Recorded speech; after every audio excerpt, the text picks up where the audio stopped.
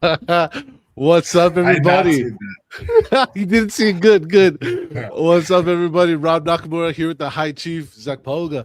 And together we're fully hydrated. And when you talk about all-time ring walks and entrances, that goes right up there.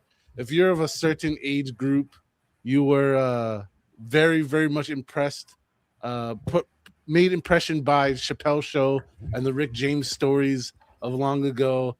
And I just couldn't help it, man. I just saw that. I was like, that's our intro for this week. That's what we're doing. How you doing, man? That was. I'm doing great. I'm doing really good. Great weekend of fights. That was a cool walkout though. Like we're about to talk about how amazing the UFC is and how the awesome the walkouts were. But I want that every week. I want that every week. Yes. I don't want that once every 250 years. Like great walkouts. Right. That's part of fighting. That's part of fighting. It so is. And that's something I'm so glad we can touch a little bit on that right away is the aesthetics of what we got to witness and see. There's so much to talk about this UFC Freedom 250. So rarely does an event get so much hype for so long and actually come through better. I would say even better than what was maybe to be expected, man. Dude, so I may have talked about it on the stream. I was kind of iffy about this from the first time it was announced. I was like, this is kind of weird. Like this is kind of like I was calling it like an eyes wide shut party. There's just a bunch of rich people. Like this is weird. I thought that too. Like this is weird. And then I watched it. I watch it, and it's literally like it's just that meme, that gif is in my head, just like that's why they're the GOAT. Like that's why the UFC is the best. The production, I'm not even talking about the fights. The fights were amazing. I'm not even talking about fights. The production that they're putting out there, the live band, like the live band was so badass. It was so awesome. Brother. So many things to say about the awesomeness, but I was with you. We've said it on this show. I think we said it a couple times. I said it. I was worried that it was just going to be an elitist, fuck party of a bunch of people who don't care about fighting. It was going to be awkward for the fighters. They didn't know if they're going to be into their the moment. And boy, was I wrong. Here's a picture that circulated. It's gone super viral, but this picture right here just like sums up everything in 100 words, but better. Like with the jets flying over the backdrop, like we just had a beautiful gif of having the boxing over in front of the pyramids. This shit on that, like respect to the pyramids, respect to the fucking pyramids, but this shits on that.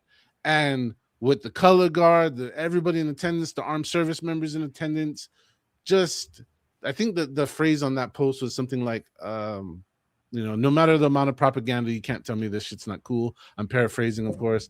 And yeah, it was just arguably one of the best ways to celebrate this nation's coming of age, the way we forged through our own existence, folks. I just want to say to all the people who made it overly political, you suck and you missed the point.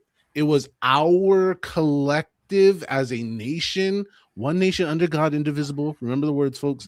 It was our birthday party. It was our hell yeah, we're still here, we're still doing it party. It had nothing to do with your stupid politics, so take it up your nose.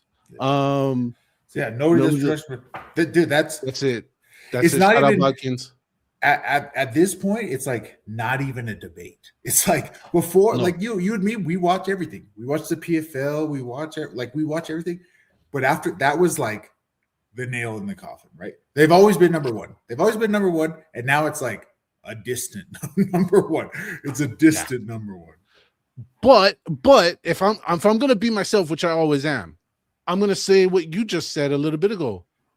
Now we had that beautiful, right. They proved why they raised their own standard. They raised their own standard. We ain't going back to the apex. We're going back to the apex. But we're going back to the apex. But we are.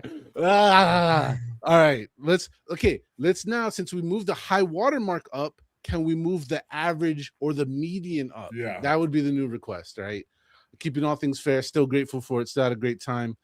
folks, thank you guys for joining and commenting. If you're on X or YouTube, jump in the conversation. Me and Zach are talking, but this is like a multi-party conversation. We talk about what you want to talk about, but we'll try to stick to a little bit of our tradition. We might reformat the show in the next coming weeks, and depending on where you guys want to hear this, and give us feedback, because we don't know. It's just the two of us guessing.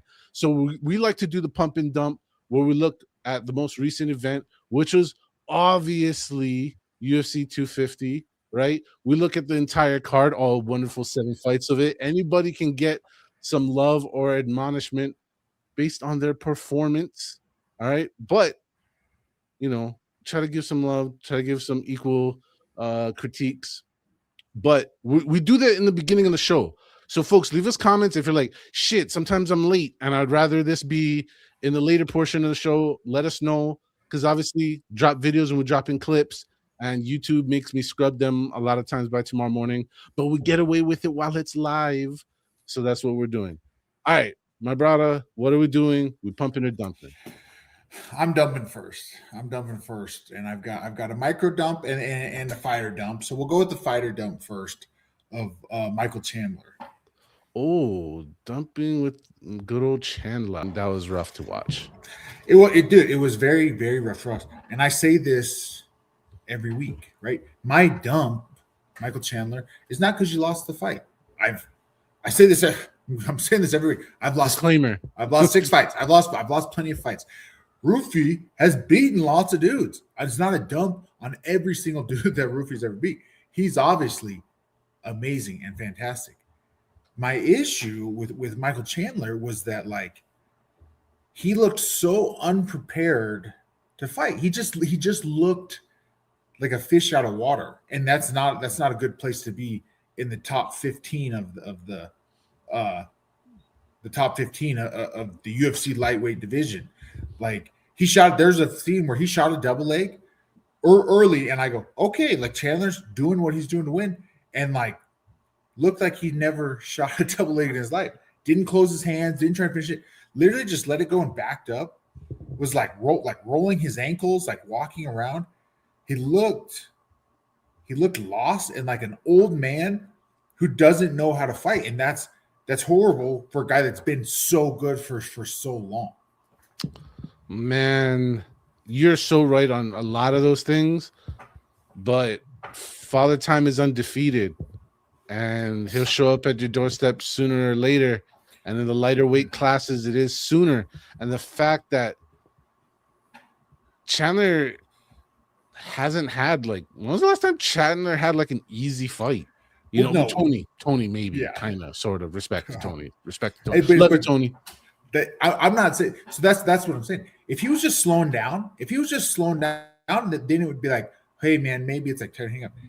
He didn't look slow. He looked like he was drunk. Like, he looked like he didn't know what he was doing. And we know how good he is. That's why he's my dump. That's what I'm saying. Like, Chandler, what are you doing? Like, what kind of fight prep are you doing? He's obviously in an amazing gym with Henry Hoof down there in Florida. He has every access to anything and everything he could need.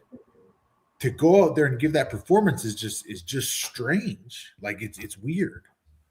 You know what's something I've been keying in on since we've been friends, and you kind of pointed it to my brain, even though, like, my brain knew it just didn't connect until you said it a while ago. And now all I can do is see it. Now it's like I feel like an oracle. Like, I just see it and I'm like, oh shit, this is what's gonna happen.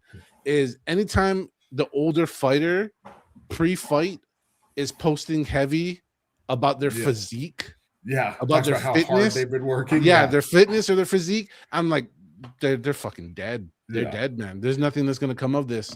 And Chandler looked literally like a shredded, as good as any man can look. So good for him on that. But poor performance. What is there to say? I'll say this: if you're on YouTube, give a like, subscribe, but just a like helps other fans find it. If you're on X, hit the retweet or repost. We're not an X anymore. Repost. Tweet. Just repost it so other people can find it and see it. That's all I can ask. All right. Good dump. All right. My dump is probably gonna get me canceled or at least some angry DMs. And I got 4 clips, and then I'm gonna explain myself. All right. That doesn't seem like what am I complaining about? Now, my dump is for the man formerly known as the Black Beast. The Black Beast is a memory, is no longer with us. Derek Lewis is with us, hopefully, happily, healthy, and living life well for many, many, many, many years. But the Black Beast is a done topic. Everybody waiting for the ninth inning grand slam home run shot every time. That's not a sustainable business model. That's not how good fighting works. And he just looks everything about just kind of like Chandler, except in a bigger, more melanin based body. Just old, slow, agility's gone, skill set somewhat vacant. I don't know, missing nothing. He doesn't even look like the same guy. If you just besides like you can tell who Derek Lewis is because we've all seen him 1,000 times. They look nothing like each other anymore. And yeah, that's my dump, man. So, well, and fantastic dump, but I'm going to give you guys. So I know this for a fact, and I'm going to give you guys some inside knowledge. But now that I thought this, I'm saying this, it may be the same thing for Chandler. I don't know for Chandler, but I can tell you for a fact, for a guaranteed knowledge of fact, that this is why they don't like to pay fighters. Derek makes a flat fee. Derek does not get a win bonus. There's no show. There's a show, but there's no win bonus. Derek gets a flat fee, gets a big flat fee. Derek doesn't train. He just shows up and hucks bombs. And like 70% of the time, it works out for him. And go back and watch that fight a million times. Go back and watch Derek's last loss to Waldo a million times. He's not knocked out. He doesn't get knocked out. He gives up. Once he realizes, oh, the guy's not going to walk into my hand, guess I'm done. Guess I'm going to lay down and come on. Hopefully Herb Dean's not my ref. Like, come on, someone come save me.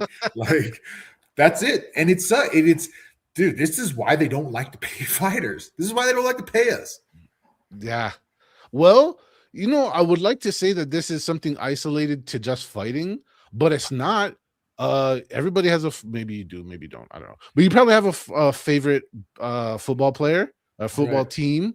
And how many times when they get a nice fat contract, the very next year they not as anywhere as good. I'm not saying they suck for that extra but they yard. Just going out of bounds. Skipping out of bounds. Look at all the stats. Go look up their year by year stats. Wherever there's a paycheck, the next year's stats I can almost guarantee is less than. And then suddenly when they're on the contract year, they turn the clock back a little bit somehow. But anyways, neither here nor there. That applies in a lot of sports all over the place all the time. And yeah, it sucks. But micro inside pump for anybody who's been around me for any amount of time. I was on Josh Hokic. I've been a Josh Hokic fan since he was in Bellator. I've been a fan of his.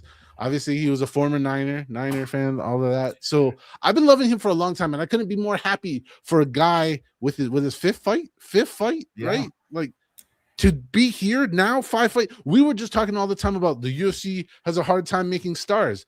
Well, maybe he's a star, maybe he's not. But in 5 fights, this is one hell of a journey, dude. And we need to dig back into the archives. We were still doing pre-recorded show. I think in his UFC debut, I told you guys. This dude is good, right? I had to break down all his film when he just fought Curtis, his last fight. Josh Hokic is damn good. His shtick, whatever you want to think about his shtick, okay? The dude is an amazing fighter, is an S tier level fighter, and like his shtick it's working. It's working. Yes. 4 fights in 7 months. I know, like, I don't know if I don't know how fighters feel about me putting their business out there. He's on this was his first fight on a new contract, on a fat new contract, right? A fat new contract, making more than he was making in the NFL. I don't think he got a bonus last night, but he's got a bonus every other fight in his career. Like, the dude is doing it and making money and getting paid. It's ridiculous. The dream. This is what you like. What people hope and wish their careers to be. Shout out Mike for the correction with the 4 fights, not 5. I was giving him too much credit. That even makes it better. And like you talked about, Zach, the more times you get in the cage, the more reps you get. Like with anything in life, you get more comfortable, you get better. And the fact that he's here now already at 4, sky's the limit. The championship's the target, and it all looks like it's working. So, all right, we're going out of, even though we kind of went all over the place. Now it's actually pump time. It's actually well, I have a micro dump. I have a micro dump oh. that's gonna lead into my pump, right? Ooh. And this is serious. This is real serious. My micro dump is Mark Goddard, right? Ooh, because he's British. No, Oh, dude, you damn. got a job to do. You have a job to do. Your number one job is to protect the fighter. It is not to give us cool, great fights. It is not to let a guy go out on his shield. Like the doctor told you, Ilya cannot fight. The doctor literally goes, oh, and it's, I know the rules. You don't got to show me the rules. I know that Mark has the final say, and it's his. The doctor doesn't wave it off. Every single referee in the world goes by what the doctor says, because if Ilya loses vision, like never gets his eyesight back, or has traumatic brain injury from taking those extra shots, Mark's on the line, right? Mark's on the line, and Ilya didn't. It was so bad. It was so bad that he let it go to that 4th round. For what, Mark? For what? Like you have one job as a ref, and that's to protect the fighters. And I don't know what he was trying to do to give Ilya a chance to go out there blind and finish Gaethje, just to get kneed in the ground, like and have to quit on the stool. At least you could he can say, oh, the doctor stopped it, whatever. He made him have to go back and go, guys, I'm dying. Like somebody saved my life. Respect to that shout right there. That's a good one. That's a good micro dump. That's actually elite level micro dump. I'm not mad at it, and I know that's not your shtick, it's mine. But anytime we can throw jabs at the British, I'm all for it. So there you go. But my pump in the same fight, it's low hanging fruit, but friend of mine, Colorado boy teammate Justin Gaethje. Let's go. Three clips for this one. 2.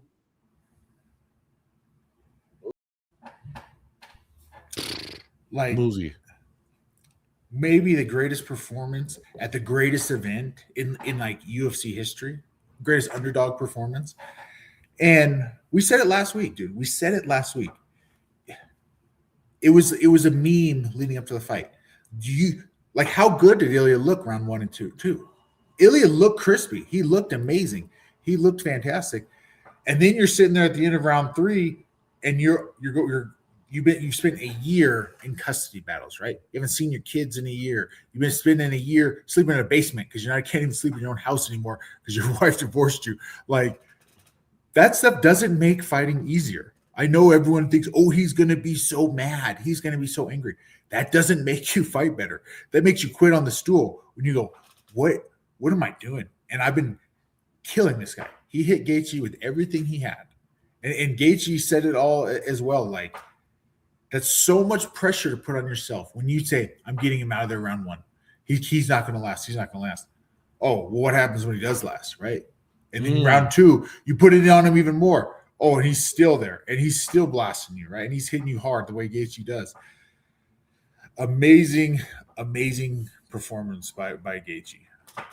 Amazing. Like there's adjectives that I wish existed that don't exist for the moment that this was. Like you said, the biggest setting, the biggest underdog, the very much and in all respects Rocky-like story of the fight, where the fight starts off where both of them are scrapping, then it goes bad for Justin, real bad for Justin, and then comes back, and then it's falling apart with the drama with the doctor, all of it. It was literally like a movie, and very rarely in life does it work out this way. This underdog story, the action of the fight, the pressure of the moment. I mean, this is seriously it's just waiting. Like, I don't know how many years needs to go by before a movie is made about something, but this is this is it. Like I know for a fact there will be a high level Hollywood cinema made from this whole thing. It's almost too easy. You don't even have to make up anything. You literally don't have to make up a single thing for story purposes. Just tell the story as it is, and it's fucking magical is the only word I got. Well, yeah, and if you want to talk about like Justin's entire career, right?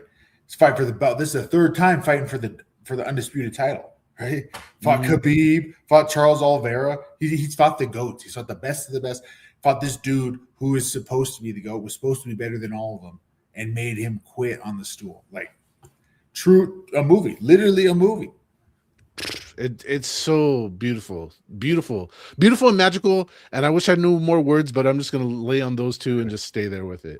Last random thing, in his post-fight interview, he said something along the lines, and I'm paraphrasing, of getting knocked out by Max was the best thing for me. I'm so appreciative of it for it. And I'm like, yeah, that's awesome, because why not? But still, that's a growing, healthy mentality to be able to take your L's and turn them and weave them into strength to apply yourself into the next thing, which makes all this magic happen. All right, closing up on the pumps. I got one, but here's two clips. And I'm going to use this time to pump our predictions. All right, folks. You don't come to this. You don't come to this channel for us. We're not a gambling specialist podcast. You might not come to us for predictions, but you should, because that's our next segment. We'll get into that in a little bit. But Zach and I are pretty fucking good at making 1 to 2 calls per fight card. We don't do the rest of them, and we nailed this one pretty damn good. Yeah, I know there's arguments from the endless legion of Poatan fans, and I like Alex Pereira a lot. Okay, I'm not against him in any kind of way. He's not Tom Aspinall. Okay, I don't have any malice against the guy whatsoever. But Cyril Gane did more or less exactly what I expected. Also, when people were talking about, oh, Alex, how did he's this and that, whatever his weight is coming into this fight, ladies and gentlemen of this earth. All right, it took John Jones a couple rotations of earth to build up lean muscle mass, real muscle, athletic muscle, to be comfortable and competent in the heavyweight division. You cannot make that gap, and I don't give a shit what your scale says, from November till now, which is, I don't know how many months, what is that, 7 months, whatever. He's 240. That 240 ain't all athletic Pereira. The athletic Pereira we all know and love. Yeah, oh, he had to cut weight. Yeah, blah, blah, blah. That's not all good gains, folks. That's not. And when you go up against a man like Cyril Gane, who is all that and ready for the weight class, that's what happens. You get sat down from a jab, and he looks slower, and all the things that is AP is no longer. And this is why weight classes matter. This is why they divide people up, because you can't just run it up. You don't just go from 185 to 240 and be the same athlete. You are not. Think about how many of you are 60 pounds heavier than you were in high school. Are you the same athlete? No, you're not. Stop it. Get out of here. Zach saved me before I say something crazy. No, so you're right, and I'm gonna start betting. I'm gonna start putting my money on it. I love Alex Pereira. I freaking love Alex Pereira, but I knew he was gonna lose. I knew he was gonna lose when they weighed in. I knew he was gonna lose because I did the same exact thing. Right, I was fighting at 205. I went right into tough. My tough fights were at like 235, right? 235, smoked those guys at heavyweights, because I was faster, more athletic, just as strong. And then I go, time to get big. I'm gonna get big. I think filming ended in March. I fought Muhammad in August. I don't have a calendar here on me. It's like 6 months, right? So that's like time. And I weighed in heavier than Muhammad. I was 255 or something like that. But I was fat. Like go look at my weigh-ins for my UFC debut to my weigh-ins for my last Dirty Boxing show. Like it's unhelpful to be fatter. It does not help to be fatter and to be carrying more water. That doesn't help you in athletics in any way, shape, or form. And mentally, I was in the same spot. Mentally, you think like, oh, I'm getting big, but the camera doesn't lie. Like when your belly's hanging out and all that stuff. And like you said, Gon has had his entire career of bouncing, of moving around, of as a heavyweight at 240 pounds, being strong, being fast, being athletic. And like the last thing, like Pereira was talking about how like everyone was talking how well Gon moves. And Pereira's like, I thought Adesanya, like, you think he moves better than Adesanya? It's like, well, Adesanya knocked you out, dude. And he definitely hits harder than Adesanya, you know? Yes, that's the thing. And you're just physiological, dude. There's science to this, all right? There's science to this. And Zach just broke it down from personal, real experience.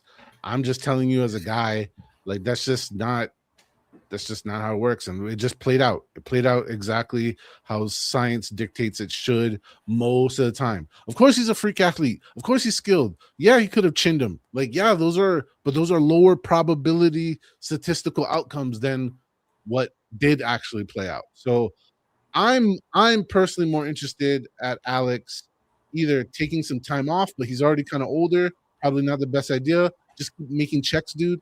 Go back down to light heavyweight. Go be a multi-time champion over there, two division, 2-time champion. That's not anything less than that would be his 3rd time at light heavyweight champion, right? So like whatever, like just do it. Just fucking do stuff. Like go do other stuff. Like you reached over here for greatness, couldn't get it, whatever, pivot, go grab it over there. Like no one's gonna remember, like no one's gonna care. It's not a diss on your record. There's nothing wrong with you, but the fans, oh, you guys go outside, touch some grass, go lift weight, something like killing me, man. But there's a story inside of this, but we'll get to this later. Remember, we'll talk about Alex Pereira and maybe some things that maybe weren't helping, but then we'll get to that in just a second. We would like to just say thank you to everybody who participates in the poll. Put a poll out right after the fights to see, what the people are feeling. And you guys participated, came in. 81.3% of you said you loved it. And that is UFC Freedom 250. You loved it. And 18.8% of you, for some reason, said it was mid. I like it. I don't agree with it, but the fact that you went with it, you went less than the love, which is, I don't know if you didn't love that. I don't know what to tell you. But here we go. We got some comments. So everybody who's commented, I'm going to run through your comments and thank you for participating. Here we go. Starting with Rudy. Freaking amazing. Cinderella story for Justin. Couldn't have asked for a better ending on the night. Would have been great to see Poatan win, but hey, Justin win for everyone that night. Yeah. I mean, he stole the show, made our hearts swell up, got all prideful, felt like running around the neighborhood with the flag. All right. Nicholas Basile. The event was a masterpiece, in my opinion, a form of art in the deepest way. I felt very judged by folks that went out of their way to talk down to me for watching the event. Yeah, those people suck. But I was ultimately proud to be an MMA fan by the end of the night. And I hope at the end of the night, people were just more overwhelming to be Americans, baby. We're 250 years deep in this motherfucking earth. Let's go. Like, that's the message, man. Whoever's talking shit to Nick, you guys suck. Stop it. I mean, I even made a little post. I shouldn't even made it, but I even made a post, and it's like, it was weird that people were mad about it. Like, we don't even need to talk about it. It's weird. Be happy about stuff. Be happy about stuff. Like, and if you're not happy about stuff, go do the thing that you're happy about. Why would you sit here and talk to me about the UFC if you're mad about the UFC? It was Flag Day. Go run the flag around. Anyways, we got Bodkins, brother Nick, saying fights were great. Scene was great. And we all thought Justin would be dead, but nope. He won, just like the USA, baby. Yes, against the odds, like against Britain, not supposed to win. but we did. Good point. And Bodkin served in the military, so good analogy there, buddy. Ben G. It was okay. Last 2 fights was good. Ben, I love you. You were probably part of that mid group, weren't you? You probably. I love you, bro. Even the opening fight, the curtain jerker was a banger. They were all good fights, dude. They were all good. Can I just say, personally, having a Brazilian Mexican win the first fight of the night was the most perfect thing for me. I was like, yes. No, nothing against Steve. I just liked a little bit of variety. It was fun. Jolly. No women fights with a face. All right. Right on. That's something. They tried to get it was supposed to have Dern and Jang on there, and it just didn't happen. I mean, yeah, fair enough. All he reps Dern. He would have been making a lot of money that night if he was rather. Jeez. Next one, because there's quite a few. We got to keep going. Guerra. Just what our country needed. Team Gagey! !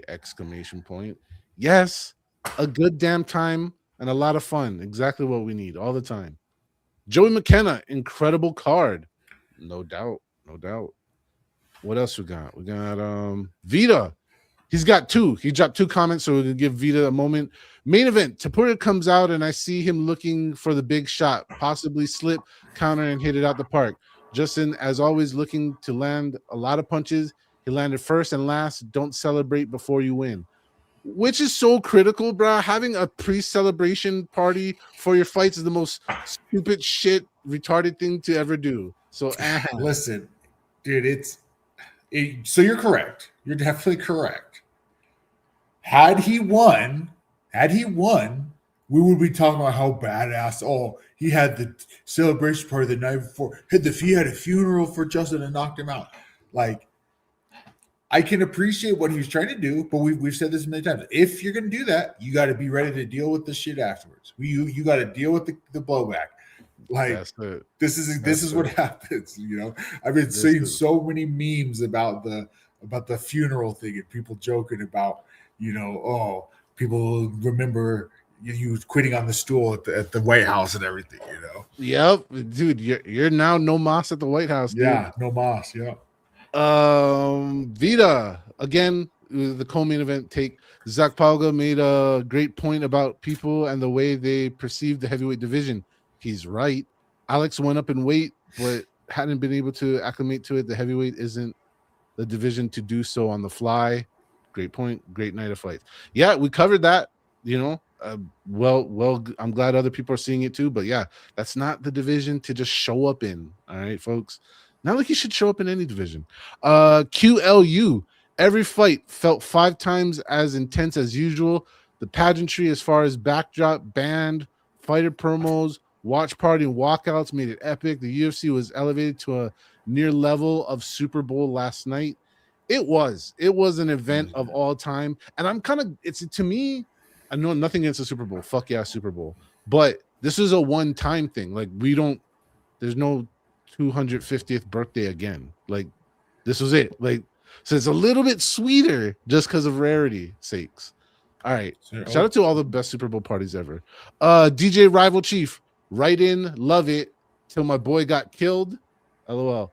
See, that's good spirit, folks. Sometimes your favorite fighter eats it, and you gotta still say the night was good. Last comment.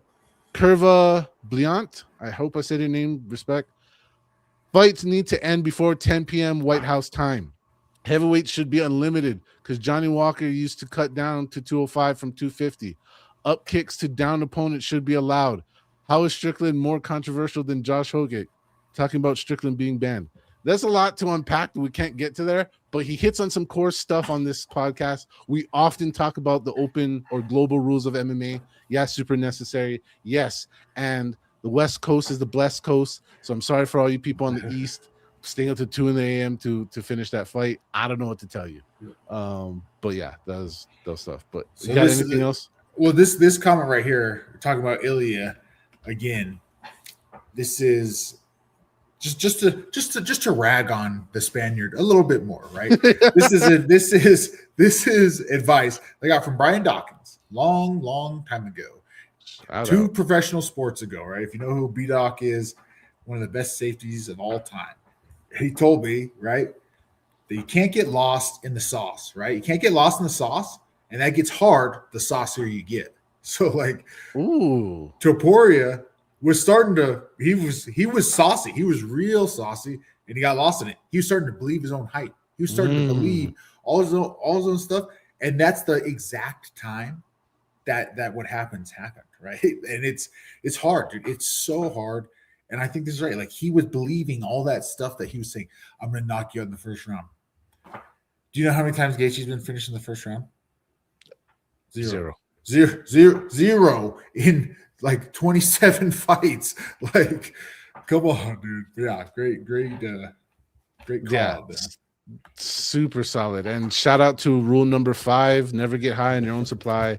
Yeah, don't believe your own bullshit. Don't drink your own Kool-Aid.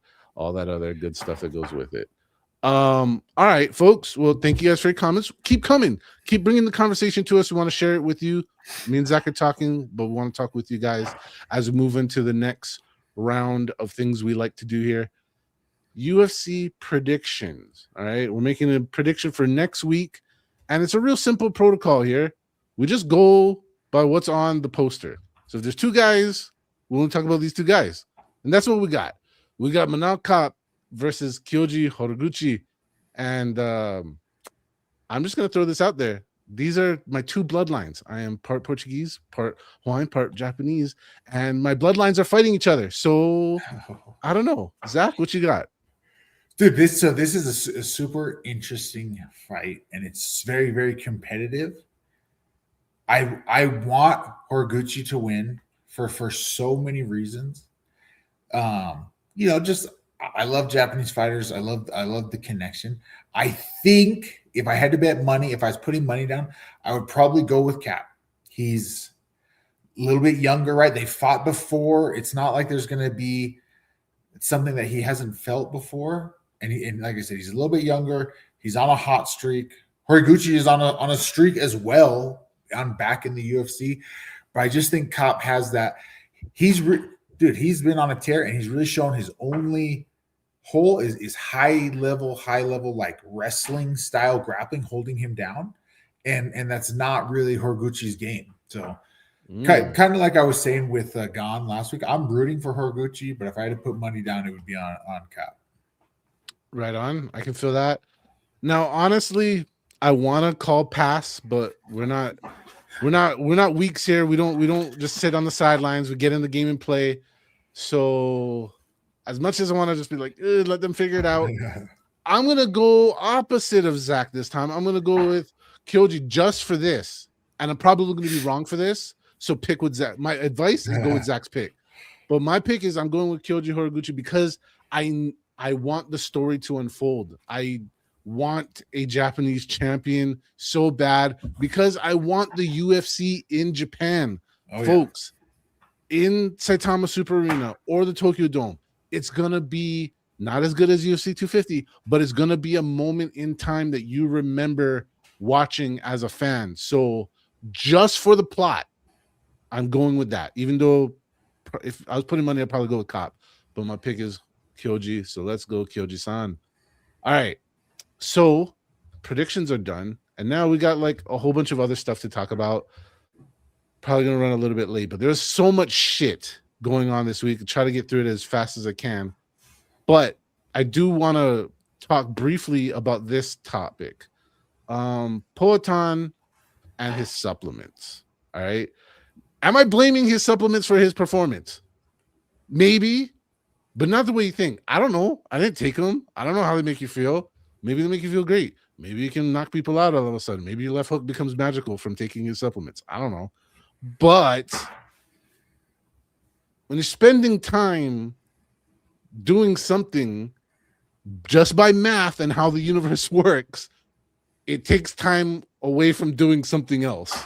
So while he's over there making promo and working on the social media angles and doing this product, which could have been huge for him, he's launching a successful supplement product while winning, becoming a 3-division champ. Like, dude, we're talking like George Foreman grill, make money for 6 generations type money type shit. Not hating, dude, not hating at all.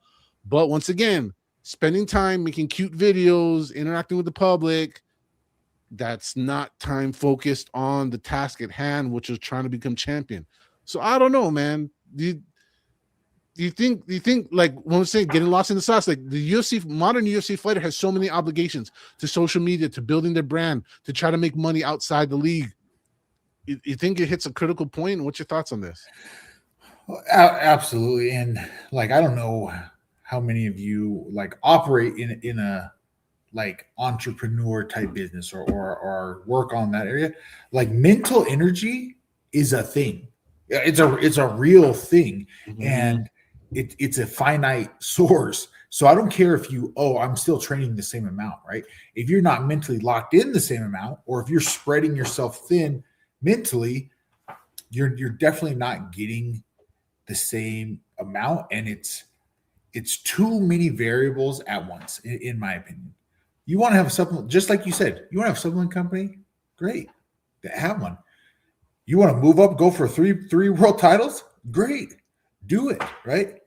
Maybe we don't do them at the same time, right? Yes. Maybe we don't. Maybe we wait till after we win the heavyweight belt and then we release our supplement line. Something. I get it. Like if you could have, that's almost like if you could have attached the grenade to the tip of the arrow, you know what I mean? Like go Rambo on yourself. Yes, great move, but great risk, great reward. Sometimes you miss, and that's it. All right. There was talking about missing leading up to the UFC 250. There was a moment, kind of an awkward moment, and we'll just play it because I just think it was so goofy and weird. And Dana needs more fucking Mexican friends. Shout out to all the homies. So I look for the finishes, knockout, submission. Always I look for this. This happens Sunday night. Yo, what's Vic Bland's here? My question is for. Hey, wait a minute. We translating that or what? Where's the translator at? He's good. You did? That was in English. That was English? That was English. Oh shit! All right. Dude, Dana. I mean, get your white bread and mayonnaise ass out of here, bro. Like, come on, cousin. What are you doing? Like, that was bad. That was so bad. That was so bad. That was bad. But you know what though? That's why Dana's the boss though. I respect him being like, yo, I don't know what he just said. Is somebody gonna tell me what happened? Like speaking up about it, not just letting it move past. I respect that. I didn't even watch that. My wife like told me about it, and I was like, what? Let me look this up. So hilarious moment. Hilarious. And yeah, the one thing we can say about Dana is he's not always telling the truth, but he is often authentic.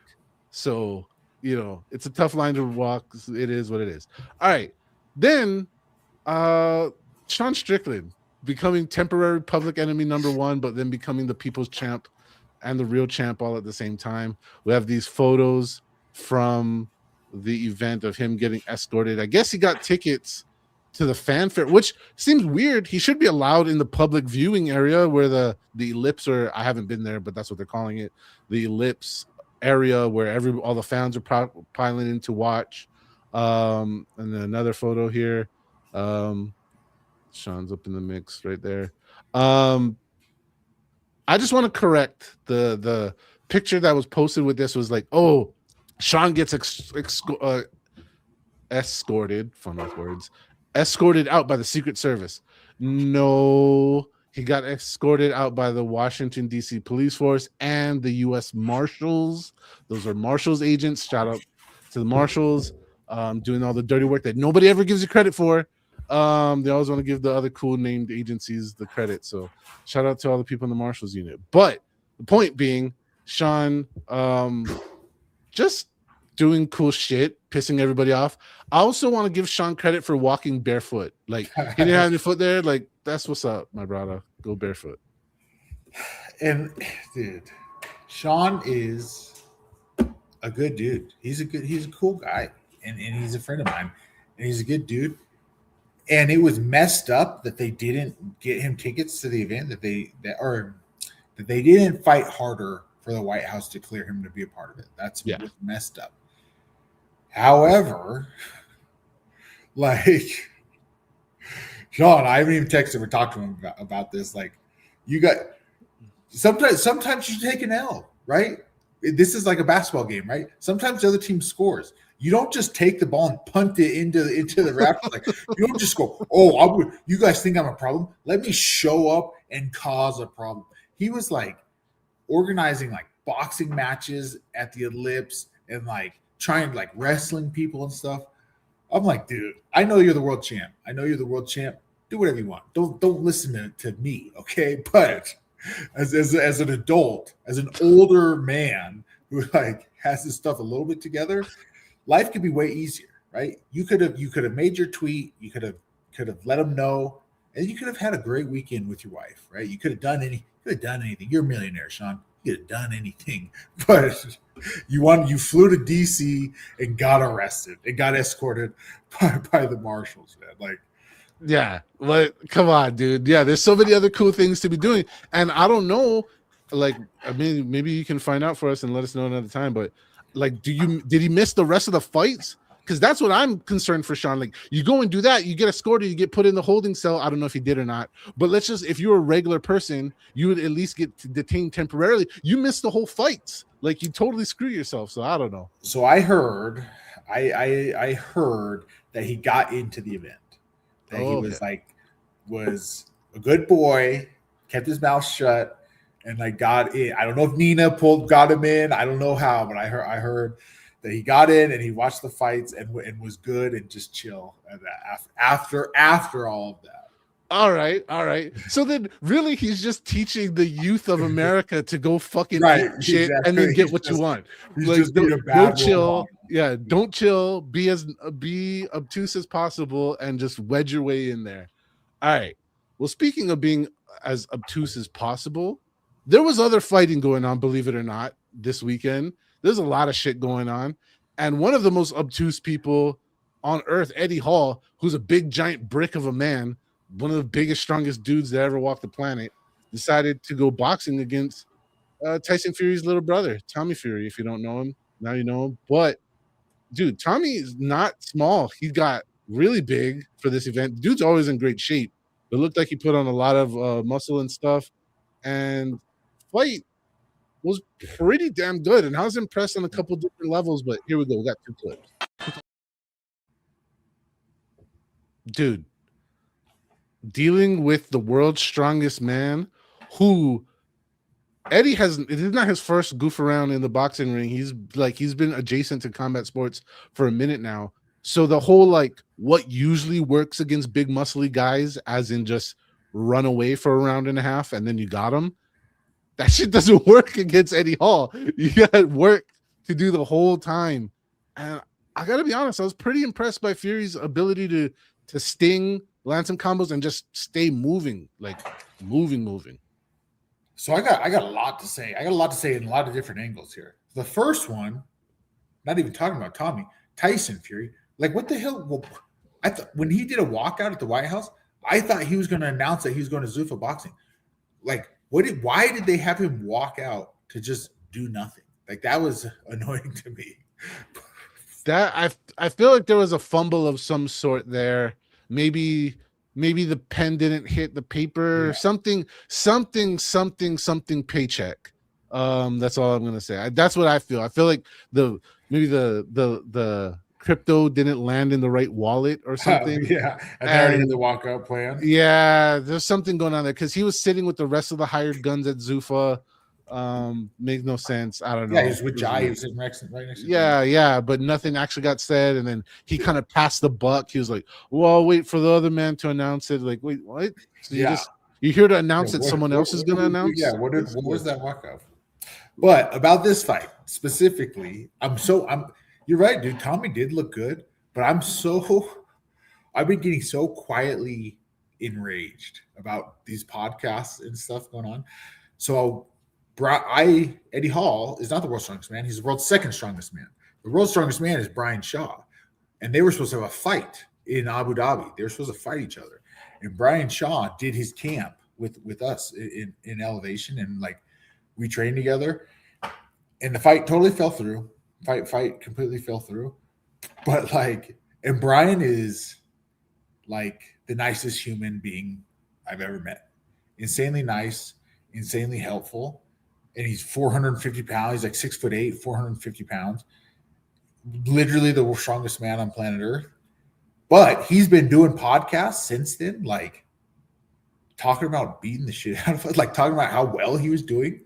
And I'm sick of it, dude. I'm sick of it. We were dog walking him, like as we should. He was an untrained fighter, but his 1,200 pound deadlift like didn't help at all. And he went on that. I don't even know who that bodybuilder is that always, I'm 260, bro. He said he would beat Nate Diaz, says he would beat all these guys on. Like he had Brian Shaw on, and Brian was like, oh yeah, I was handling these guys just because I'm so much bigger and stronger. And I'm like sitting in my chair, like screaming because of it. And that's a long circular thing that Tommy Fury beat Eddie. He beat him. He outboxed him, beat him. All of Eddie's strength and power meant nothing, right? If you don't know how to fight. Folks, separate sports are separate things. Like I could not handle Zach in a fight. Zach couldn't race against me. Like there are different sports. We do different sports for different things. There's like, and just like none of the like you said, none of the athletes, none of the fighters could beat him at any kind of lifting. Just like he can't beat them at fighting. Different sports for different people, folks. This is how it works. Respect the boundaries. There's so much bleed over. It's ridiculous. But you know what? We have a lot more other shit this week. So much more of the cool stuff. One that went way under the radar because time zone and just PFL and just because PFL and just because I love you PFL, but because fucking PFL. They have this PFL Africa, which is like one of their dirty stepchildren now because the World League format doesn't exist anymore. So these subsidiary global positioning things don't make no sense. Anyways, rant over, kind of. Here's some good stuff. Le renversement, regardez, avec le crochet à l'intérieur. Ouais, mais il y avait le grillage. Exactement, et c'est bien rattrapé Enyen. Par contre, Enyen, voilà, je serais lui, je dirais, bon, on va peut-être repartir debout parce qu'au sol, quand même, il est. Ouais, l'anaconda, pourquoi pas. L'anaconda, et il est bien placé. Il faut qu'il arrive à récupérer une jambe, ça l'aiderait. Bloquer la jambe. Ouais. Il n'a pas réussi. Ouais, la pression est bonne, mais je pense que la pression est bonne. Ça peut suffire. Ouais, et là, il bouge beaucoup moins. Loli. Il dort, non? Bah, est-ce qu'il dort pas là? Je crois qu'il dort, hein. Bah ouais. Ça fait un moment qu'il dort. Ça fait un moment qu'il dort.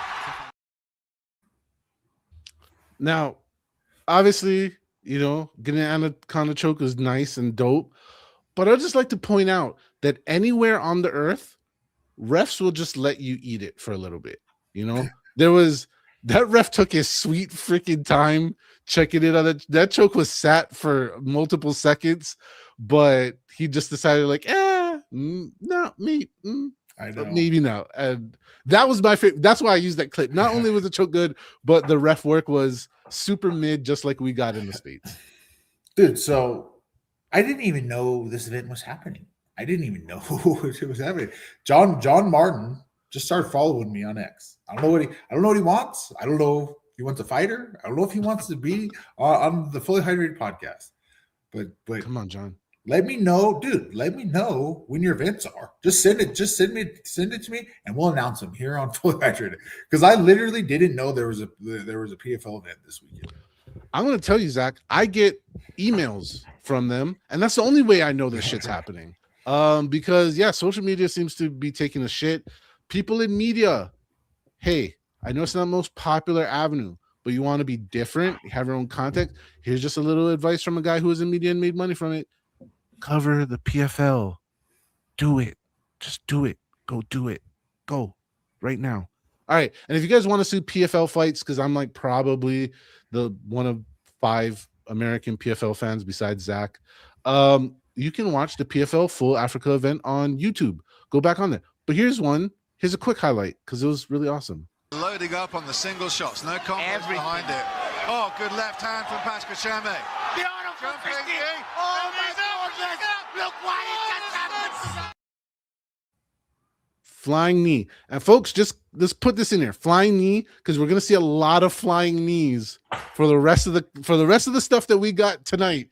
Just there's gonna be flying knees almost everywhere that we go from here. So if you guys want to check out PFL Africa, go to PFL's YouTube page, go watch the fight. It's available for you now. Go enjoy it, have fun. But before we get there, there's one other sport we have to stop at, and that is real American freestyle, one of the hottest, fastest, attention-growing sports.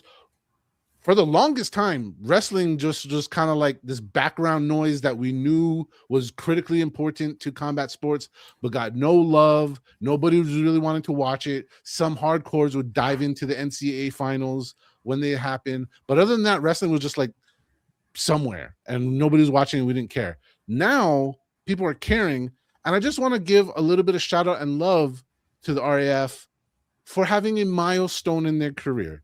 No organization, in my opinion, I think, has reached this milestone as fast as they have, and that is a public brawl.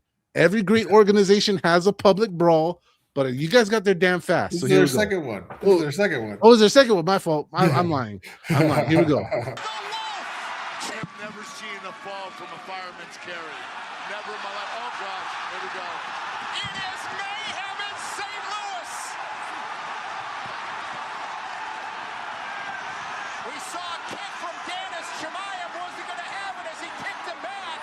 And just like that, about 150 people on the RAF stage.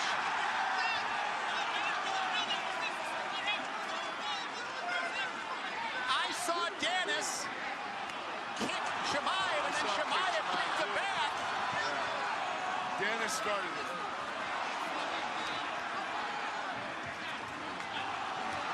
And things are continuing. Everywhere Dennis goes, he gets mobbed by Dagestanis. Like, it's just his thing now. I don't know if he can afford a security detail, but he needs it, dude. Like, it's crazy.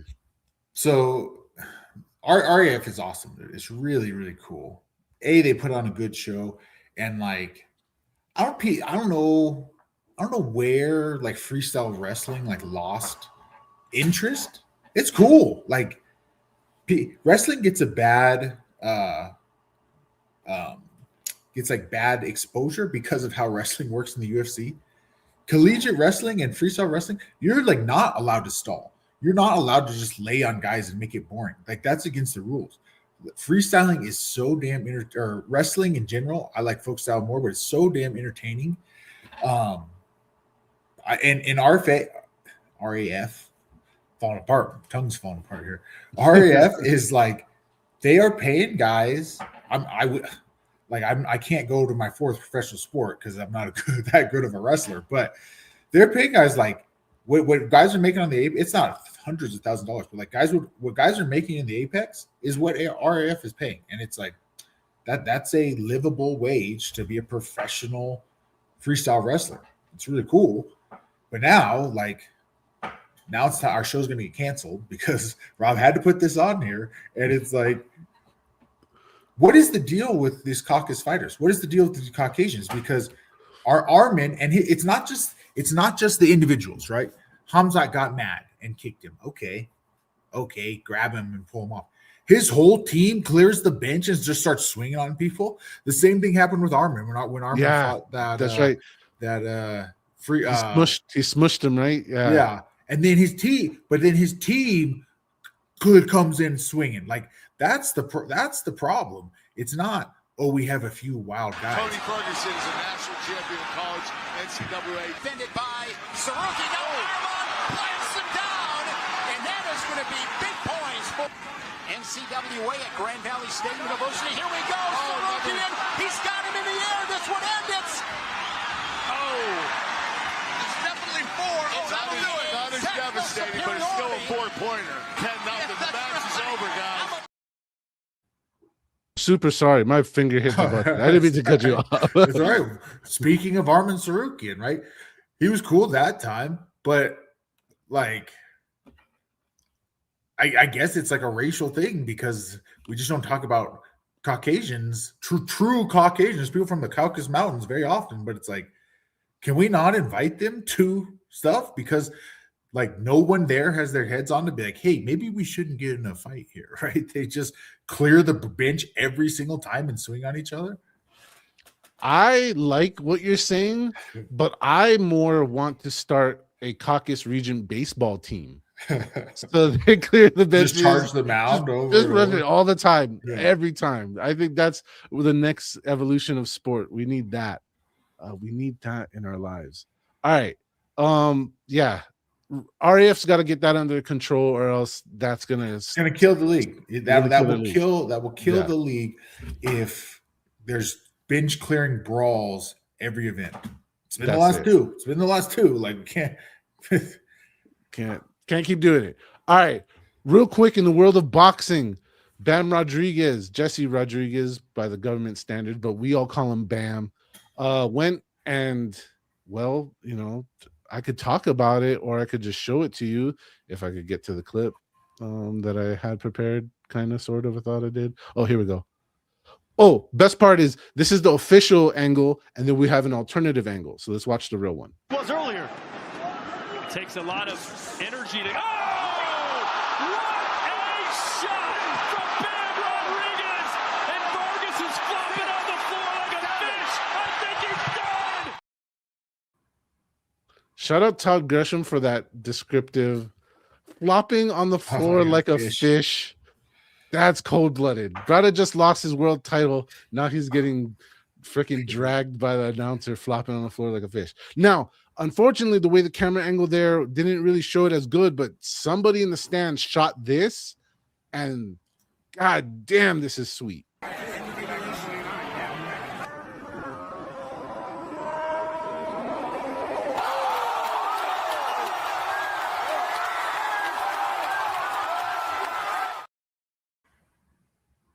Getting that punch between the punches, as Bruce Lee would always talk about, the intercepting fist, is that's how you sleep people. Is you don't even have to hit them with the craziest shot, but you get them between the punches, it multiplies the power, and bang, it's over. Shout out to Bam Rodriguez, now becoming a 3 division world champion. Something Poatan tried to do but didn't. This is boxing. The weight classes are smaller. Right. Don't like jump 3 down. pounds of each Yeah, other. they're like 4 pounds from each other. Yeah, I know, whatever. But still fucking cool. Still very absolutely. fucking cool. And I think it brings closer together. Something I've been wanting for a long time. I know a lot of hardcore boxing fans have been wanting for a long time, but this is now on the horizon. This is the monster in the closet, right? Ring Magazine teasing at it. The Ring Magazine's got the money. Turkey got the money to make this happen. Bam still very much in his prime. Naoya right at the tail end. He's still in his prime, but right at that fleeting edge of it. If there's a time to fucking make this fight that we've already been kind of eyeballing, now's the time. Plus a little bit of storyline. Bam moving up to his weight class and having a little bit more time, harder time with Vargas. He didn't just walk through him, just like Naoya had a little bit harder time with Junta Nakatani. Nakatani's badass, but by moving up that weight class, which matters, they both kind of found that, like, not their limit, but that little bit of resistance, that wasn't there before in the rest of their career. So now both men have kind of found that weight resistance, and now each other is the perfect time. I'm already excited for a fight that's not even booked, dude. I need that fight. Well, and I also want it, but I'm a huge Inoue fan. I love Inoue. He needs to make this fight. Like this, if he waits any longer, it's never going to happen, because he shouldn't take it if he waits much longer, right? Like you said, he is still in his prime. He can still crack. He's at the tail end, though. Mm-hmm. It's his time. He's not going to get any better. He's in fact just going to get worse. He's going to get older and slower. He needs to take the fight right now. And this is the perfect boom. You put Bam away, you retire. Then you're like Terrence Crawford, right? You're one of the GOATs. That's what I want to see, and that's what I would love to see. I would hate for like the business of boxing to drag this out, and we either don't get it or we get a compromised Inoue, right? Yes. Please, boxing, don't outbox yourself. Is that a phrase? Maybe, perhaps. All right. Well, from boxing to the other set of ropes across the other side of the planet, good old Glory Kickboxing was going down. They had a tournament for, I believe, it's the lightweight tournament going on, but they had some heavyweight action going on in there as well. The title was on the line.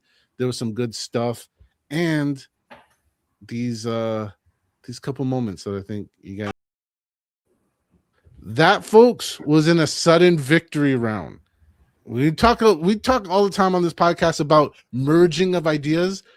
We don't need any more new solutions on the planet. We just need to cherry pick and claw and grab and merge great ideas that are already happening. You know what would make all of us not care about judging and how bad judging is? If we just did sudden victory rounds. Like, that just solves it. And dude, so this is something that Karate Combat and Dirty Boxing do now. There's no split decisions. If it's not unanimous, we do a sudden victory round. And like, as much as it may suck, I haven't had to go through it yet. But dude, I don't want a split decision. I don't want to. I lost my first 3BX and split decision before they had this rule. Like, I would much rather every decision I had go to another round and fight. The downside of being a pioneer, huh, my guy? Yeah, it will change. All right, but there was one other moment. Flying knee incoming. You've been warned. Another guy catches the flying knee. It's clear the dude's clearly out. The announcer's calling it a walk-off home run, but the ref is counting. Counting him. And he's like, fuck, I bet on you. Fuck. Whoa, dude, so I love Glory so much. Like, I think Glory is so badass and it's so cool for heavyweight fighting. Like, the small guys are in one, right? The small little kickboxers fight in one for whatever reason. Petch fights in Glory. I still think he's the best little guy kickboxer in the world, but they're just like all fighting leagues. It's just the finance thing, right? Everyone is trying to leave Glory right now to go to MMA just to make more money. But as far as entertainment value goes, the K1 is the originator of the rule set, right? It's the K1 rule set, but it's the most entertaining, coolest, funnest rule set on planet Earth. And I always watch Glory, and it's so awesome. Dude, so awesome. Definitely needs more love. If more people watched it, maybe they'd make enough money to pay more, so we wouldn't have this whole backward circle of business going on there. All right. Well, we're towards the end here. Thank you guys for going along with us. We got a couple more fun things I just want to share. We're going a little extra overtime here. Sudden death round for ourselves, whatever. You guys like this rating things? I don't have any goofy guys on trend doing 360 kicks this week, but we do got a couple weird stuff, and gonna use the mind of the high chief to rate some of these videos as we close up shop here. So here's this first one, and Zach, I just want to give you the clue of what we're rating here is just technique and application, something we can share with the fans. Programming would be the title here. All time. Have a good clean fight. Touch gloves if you want. Come out fighting. Both these gentlemen got very creative at yesterday's weigh-in. I even saw one comment that said, we have Deadpool and Wolverine at home. Better yet, we've got Jet Fisher and Jesse Swain in our co-main event, round one. Oh, two of those dangerous body.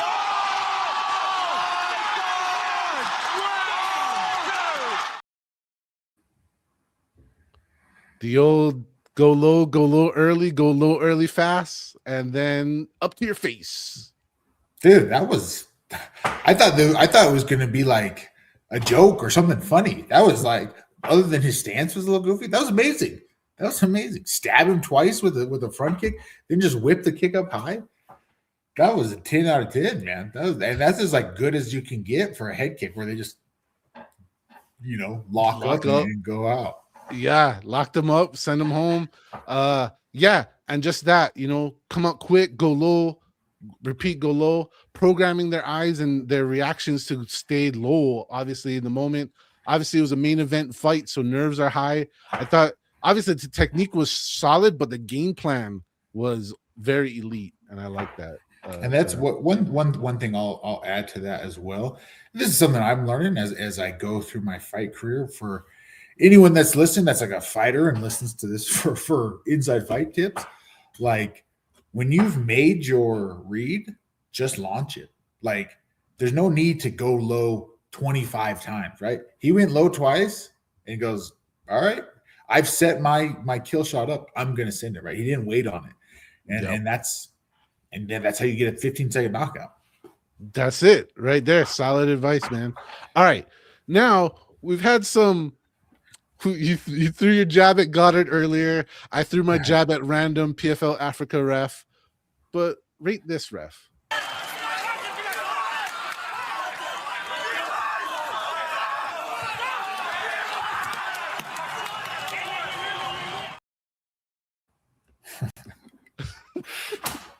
I give that a 10 out of 10, dude. You knee me in the head when I'm on the ground. If that's what I'm assuming they're not fighting in Japan. If you knee me in the head when I'm on the ground, I want the ref to knee you in the head on the ground. Yeah, they'll call it even.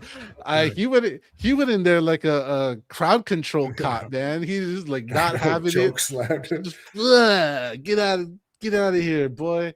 Loved it. I was like, yeah, I like the command of that ref. I have nothing to say. Just like you, it was well done. Good stuff. All right. We had in the intro of the show, we had a great intro. So we're gonna run this back. This is a little bit spoiler for us because we already seen it, but maybe you guys haven't. I'm gonna rate this entrance.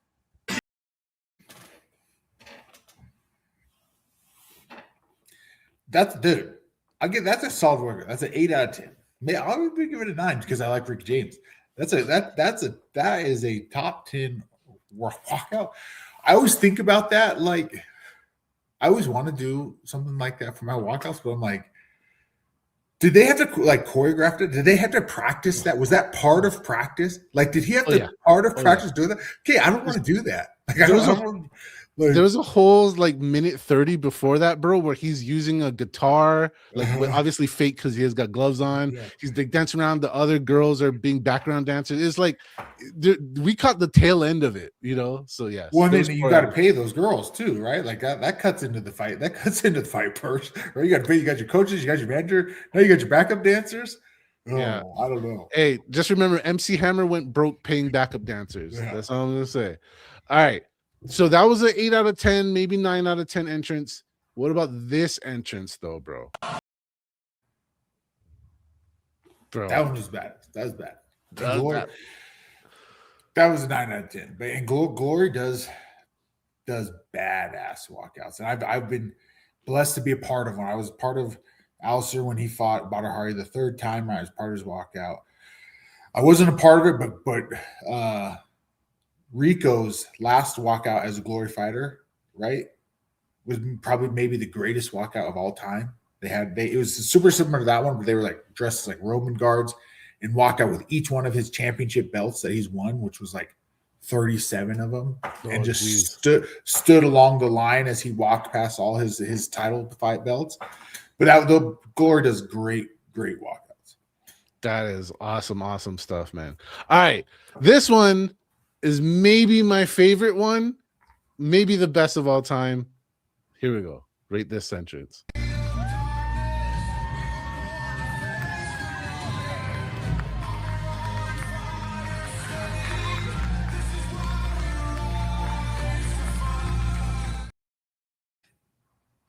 Little boy's first birthday luau or first birthday baby party, coming with the little baby belt and all of it. It was just so cute. I had to throw it out there, man. No, so that was, now that you explained what it was, I was like, is this kid gonna fight? Is the dad gonna fight? Like, you better win. If you're coming out with your baby, you better win the fight, man. No, it was all just for the pageantry, man. It was just for a birthday party. It was a good one, right? That was just for the feels. All right. So, folks, we went long, but we want to thank you guys for going the distance with us. Ask you to like, subscribe if you're on YouTube, if you're on Twitter, and you went this far with us, please retweet it. We appreciate you very much. Comment us. We got our handles on the screen, not just for nothing. DM us. Let us know any show ideas, how you'd like us to rearrange stuff. If you like any of that, let us know. and all that stuff, man. Zach, any final thoughts before we close up shop here? Kind of just what you already said. We're bad at doing the streamer thing, but please like and subscribe. Obviously, it was a big weekend, so a lot of you are here watching. Like, that's awesome, and we're happy for it, and we're here for it. We love having you with us. Talk to us, talk back and forth, share, subscribe, like, do all the internet stuff, and we'll keep rolling with this. We'll keep doing this thing. That's it, folks. Yeah, the ticker says Cowboy Oliveira, but we're already 20 minutes too late. So maybe you'll squeeze it into next week if not a bunch of cool stuff happen. Because that story was not cool. And I'd rather end on a high note of a cool little kid, badass entrance into his first birthday party. So leave on a positive note, because positive stuff is way better than shitty stuff. And with that being said, it's been a good time. We'll see you next time. In the meantime, stay fully hydrated. All right.